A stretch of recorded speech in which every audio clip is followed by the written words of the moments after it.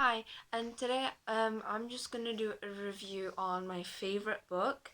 I read, I just finished reading 2 minutes ago because I have to say that this book is absolutely great. So I bought it from like a normal supermarket like Asda. You can find it in Tesco and other places. Um, and I have to say there will be spoilers because I'm gonna go quite detailed into this, and I'm just gonna split this video into like three sections, I think.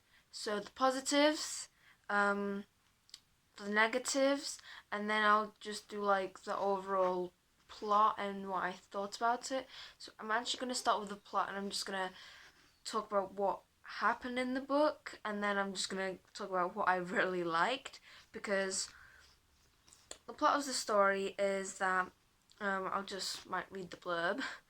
In a small London bedside, a radio is playing. A small dining table set for three, and curled up on the sofa is a body. Jen is the one who discovers the woman, along with the bailiffs, and indications suggest that the attendant, Sarah Jones, was pretty, charmistic, and full of life. How is it possible that her body has lain there undiscovered for 10 whole months? So it was probably the blurb that gripped me and the beautiful cover. And so Jen, that's the main character.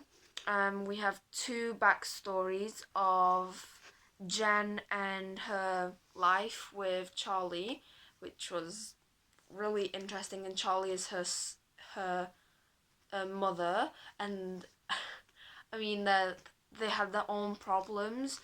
And then we had the point of view from Sarah, but we didn't know that it was Sarah at that time because she was called Jane when she was younger. So we had two stories. Um, we had Jen and Sarah slash no, Jen and Sarah slash Jane. I don't like con. I don't like how Jen and Jane is very similar. I think they could have changed her name, but that's not really a biggie. Um, so at the start of the book, I had no clue what job Jane had, and she didn't spend time with her husband. There were just a lot of questions, and when she found Sarah, that just came up with a lot of questions, and I didn't know. And I just loved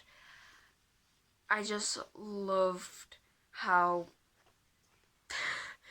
this book just made me feel a lot of emotions. Um, really. So we know that we know that Jane suffers from anxiety because she spends a lot of time in her head and she's not really social. She denies like cup of tea, and she's like not really social. And then I liked how at the end of the book she invites the person, like her friend Emma, the person that she denied the tea from, and it just shows like how she changed over the course of the book, and I just really love that. But I really do recommend this book. It's so good, and I think the thing that I really loved the most was that in the second plot, which was back then, it was Jane and Prin, Jane and Prin and their cousins, not Jen, Jane. You know that's what I don't like. So is with Jen has Charlie, the son, and Jane has Sarah. Jane and Sarah are the same person, and that's shocking. I really did like that twist.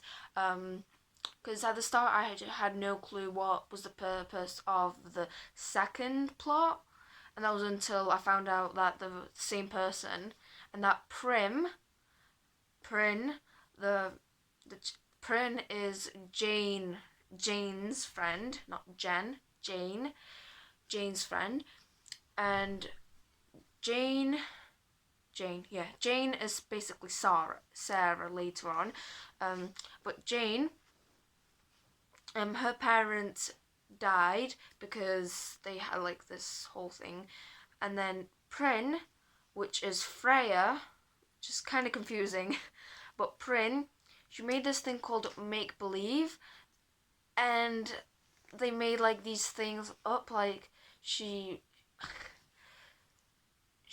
jumped off a roof because Jane thought that she could fly, but she couldn't really because she wanted to see her parents, which are dead, and there were just all these subplots that I loved. So later on, Jane just grows up, still believing the make believe is real, and she dies because Jane is Sarah, so she dies because it's just so amazing, and I just loved how she was waiting for someone, she was expecting someone. Although she was lonely, she did expect some people to visit her, and that was because she imagined them, and it was just such a good book. So now we're just talking a lot about Jane and what happened with her, Jane and Sarah. So now let's talk about Jen. So Jen is the main character, and she has the first person POV. And I had no clue what happened to Charlie. I just don't know what was wrong with him. And at the end of the book, I learned that it was nothing to do with Charlie, because he was absolutely fine, and it was something to do with Jen, because Jen had a problem with her parents, and she didn't have a good life, and she had her own problems, and I don't know why I'm laughing, but she used a pillow to suffocate Charlie when he was young to stop him from crying, and that just scarred her and gave all this anxiety. And I just love all the progress that she made. In the middle of the book, I was just so worried about her. I don't know how the author just managed to create such real characters. I just felt like they had flaws, they had subplots, they felt so real, and I cried. I have to say I did cry. And the reason why Sarah slash Jane, because they're the same person, died was because she had an allergy to wasps. So I have to. Now I'm just gonna say that this isn't necessarily a con, not a negative, but I didn't feel as satisfied, because it was only at the end of the book that we learned she was allergic to wasps, and I just realised that is a wasp's probably wing, but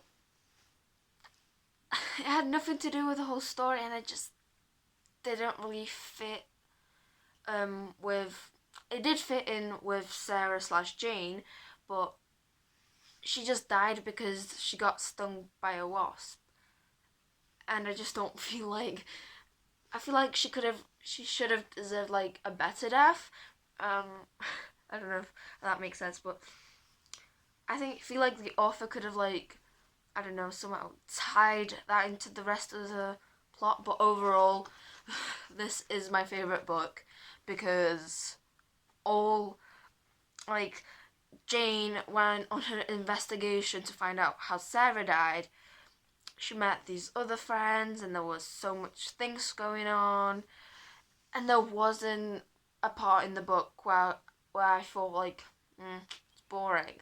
That just didn't happen because this book, this book, like compelling and beautifully written, tantalizing suspense, completely addictive. I agree.